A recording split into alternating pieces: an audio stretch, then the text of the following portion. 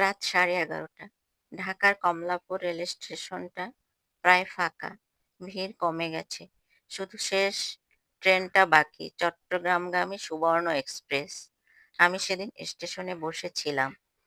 বাড়ি ফিরবো, কিন্তু মনের ভেতরে কেমন একটা ভার।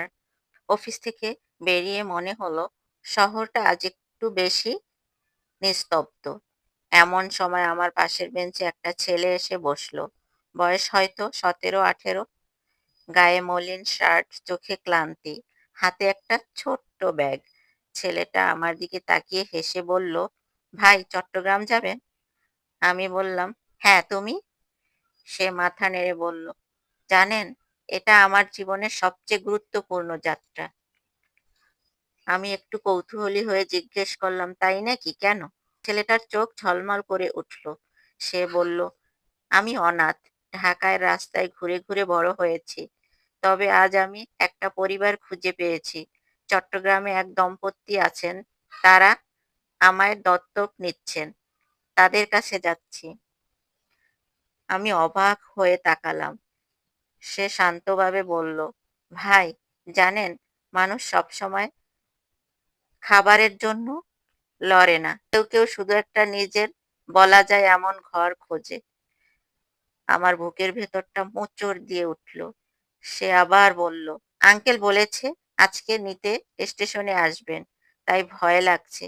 যদি না আসেন, যদি এটা শুধু ভুল ভ্রমণ হয়। আমি হেসে বললাম, আসবেন।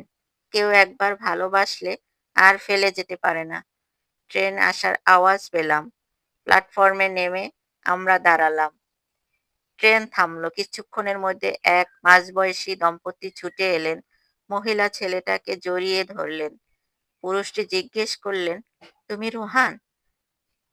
আমরা অনেক দিন ধরেই তোমার জন্য অপেক্ষা করছি, বাবা। ছেলেটা কাঁদতে লাগলো। আমিও নিজেকে ধরে রাখতে পারলাম না। দম্পতির সঙ্গে ছেলেটা ট্রেনে উঠল।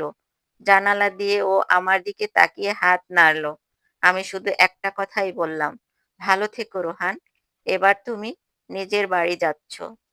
গল্পের নাম শেষ ট্রেনের যাত্রী।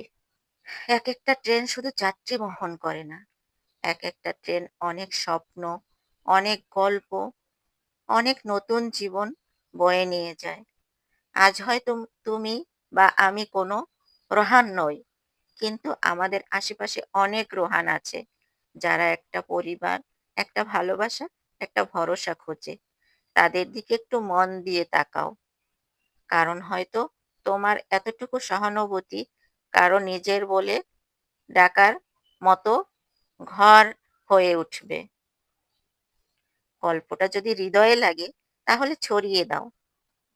হয়তো আরো কোনো রোহান এর মধ্যেই কারো ভালোবাসা খুঁজে পাবে। ধন্যবাদ গল্পটি দেখার জন্য। এরকম আরো সুন্দর সুন্দর গল্প পেতে ফেসবুক পেজটি ফলো দিয়ে রাখো আর ইউটিউব চ্যানেলটি সাবস্ক্রাইব করে পাশের বেল বাটনটি অন করে রাখো। ধন্যবাদ।